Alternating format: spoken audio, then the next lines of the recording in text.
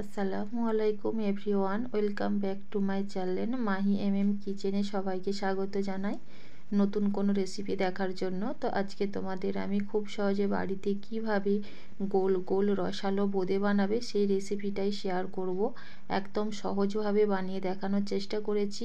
তো চলো রেসিপিটা শুরু করি। অবশ্যই পুরো রেসিপিটা দেখার কিন্তু অনুরোধ রইল।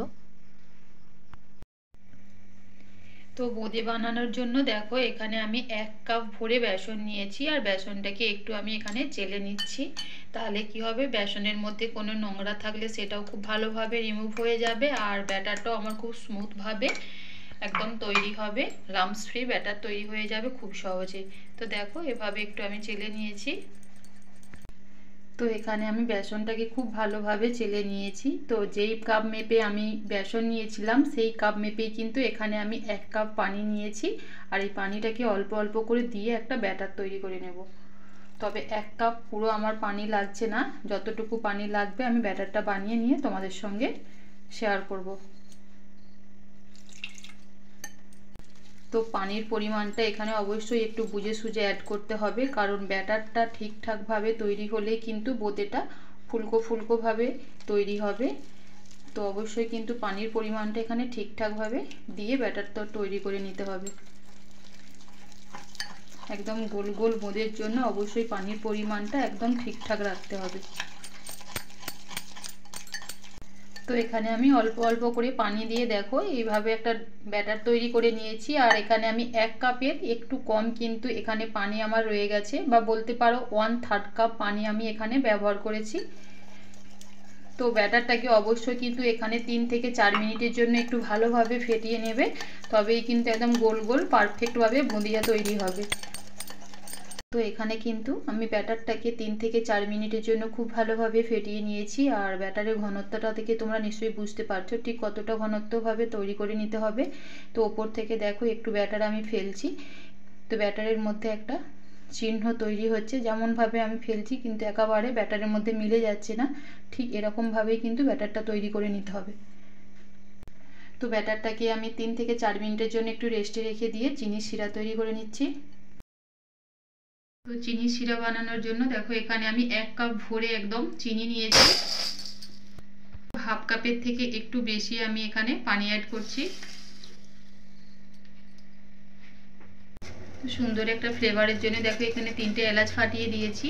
তো চিনির শিরাটা কিন্তু এখানে 1 তার বা 2 তার করার দরকার নেই, শুধুমাত্র চিনিটা ভালোভাবে মেল্ট হয়ে গিয়ে আর আমি 2 মিনিটের জন্য একটু চিনির শিরাটা ফুটিয়ে নিচ্ছি। আর একটু এই সময় চেক করে দেখলেই বুঝতে পারবে যে চিনির শিরাটা হালকা চিপচিপে ভাব হয়েছে, ঠিক সেই পর্যায়েই নামিয়ে নেব। তো এখানে কিন্তু আমার চিনির শিরাটা খুব পারফেক্টভাবে তৈরি হয়ে গেছে। আমি চুলোর ফ্লেমটা বন্ধ করে এক সাইডে নামিয়ে রেখে দিচ্ছি।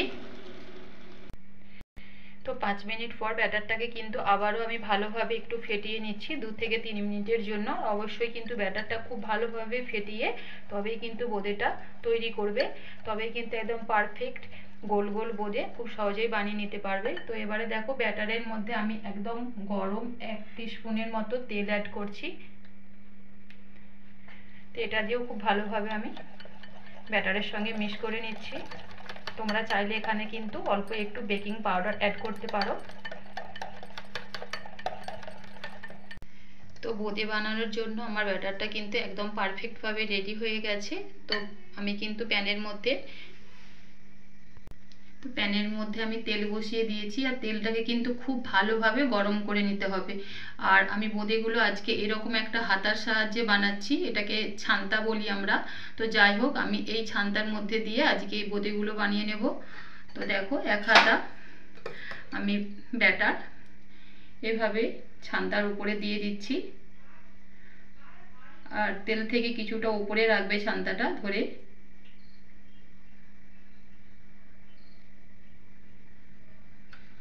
আর তারপরেই দেখবে যে এইভাবে বোঁদেগুলো নিচেতে তেলের মধ্যে পড়ছে আর খুব সুন্দরভাবে তেলের ওপরে ভেসে উঠছে। তো এইভাবেই কিন্তু তেলটাকে খুব ভালোভাবে গরম করে নিতে হবে, আর কোনোভাবেই কিন্তু ছান্তাটাকে ঝাঁকানো যাবে না বা নাড়াচাড়া করা যাবে না, এইভাবেই তেলের মধ্যে পড়তে থাকবে আর তেলের ওপরে ভাসতে থাকবে।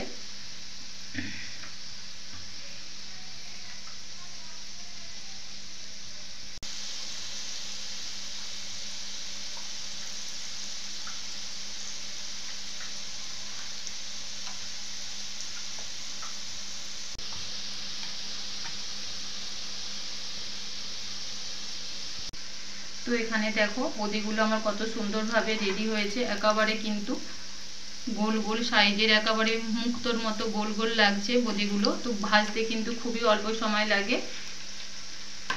তো এবার আমি তেল ঝরিয়ে বোঁদেগুলো তুলে নিচ্ছি।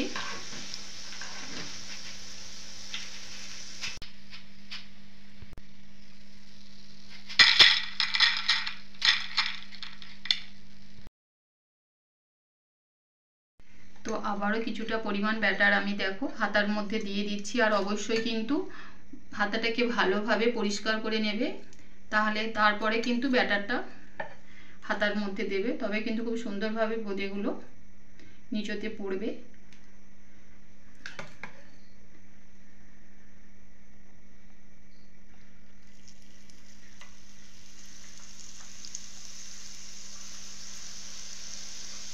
আর কোনোভাবেই কিন্তু হাতাটাকে নাড়াচাড়া করা যাবে না, তাহলে কিন্তু বোঁদের শেপটা চ্যাপ্টা হয়ে যাবে।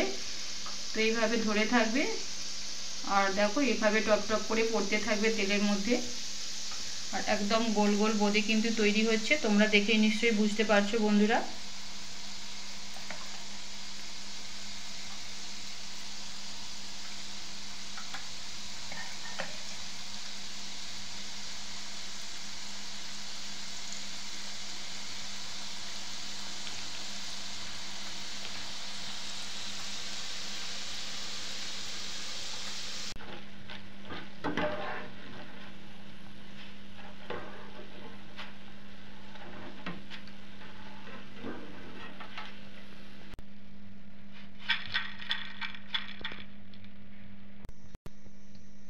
তো এখানে অল্প একটু ব্যাটারের মধ্যে আমি রেড ফুড কালার অ্যাড করছি।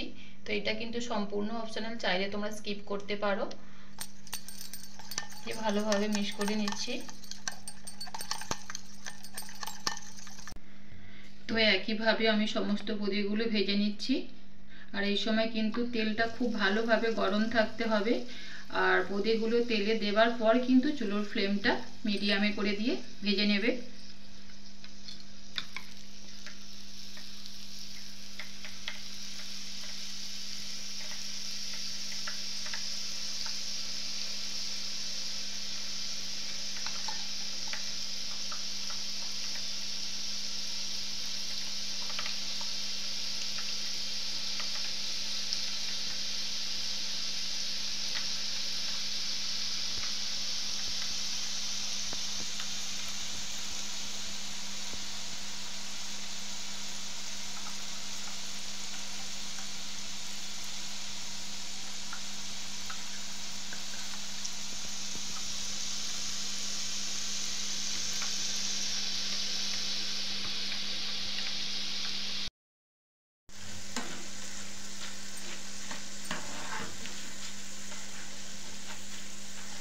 তো এই যে এখানে আমার বোঁদেগুলো ভাজা হয়ে গেছে, আমি তুলে নিচ্ছি।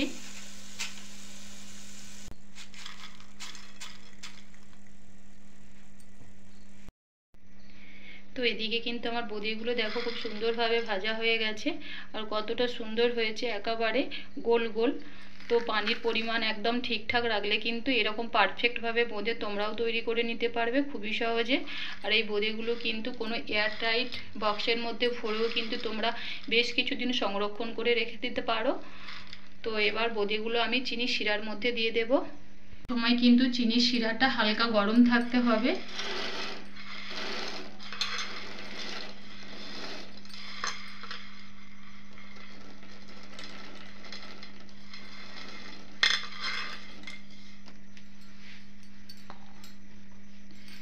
দিয়ে এভাবে ভালোভাবে একটু চিনি শিরার মধ্যে আমি ভালোভাবে মিক্স করে নিচ্ছি।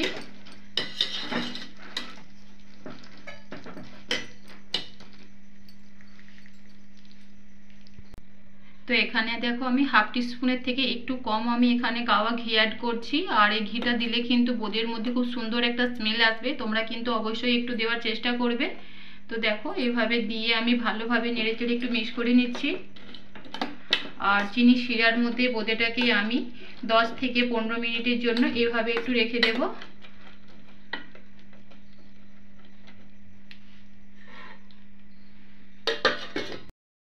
তো এখানে আমি 15 থেকে 20 মিনিটের মধ্যে দেখো খুব সুন্দরভাবে কিন্তু রসটা আমার শোক করে নিয়েছে। বোঁদেটা আর কতটা পারফেক্টভাবে তৈরি হয়েছে তোমরা দেখেই নিশ্চয়ই বুঝতে পারছো।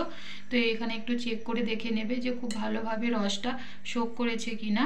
আর যদি না ভালোভাবে রসটা বোঁদে শোক করে তাহলে কিন্তু আরও বেশিক্ষণ সময় একটু রেখে দেবে চিনির শিরার মধ্যে। তো আমি এইভাবে চিনির শিরাটা একটু ঝরিয়ে তুলে নিচ্ছি।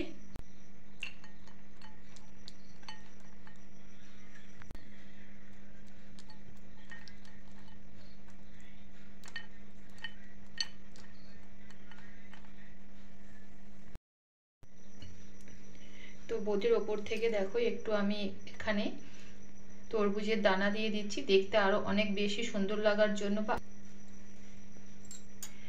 তো এখানে দেখতেই পেলে বন্ধুরা কতটা সুন্দরভাবে আমার এখানে বোঁদেটা তৈরি হয়েছে, একদম ঝরঝরে রসালো আর মুচমুচে বোঁদে। দেখো কতটা রসালো হয়েছে আর গোল গোল, রসটা খেয়ে কিন্তু বোঁদেগুলো একদম গোল গোল হয়ে গেছে। তোমরাও কিন্তু খুব সহজে বাড়িতে এইভাবে বোঁদেটা তৈরি করে নিতে পারবে। আর আজকের রেসিপি যদি তোমাদের ভালো লেগে থাকে প্লিজ বন্ধুরা লাইক কমেন্ট এবং শেয়ার করতে কিন্তু একদম ভুলবে না। আর চ্যানেলটা সাবস্ক্রাইব করে পাশে থাকা অনুরোধ রইল। আবারও দেখা হবে নতুন কোনো রেসিপিতে। আজ তাহলে এই পর্যন্তই। আল্লাহ হাফেজ।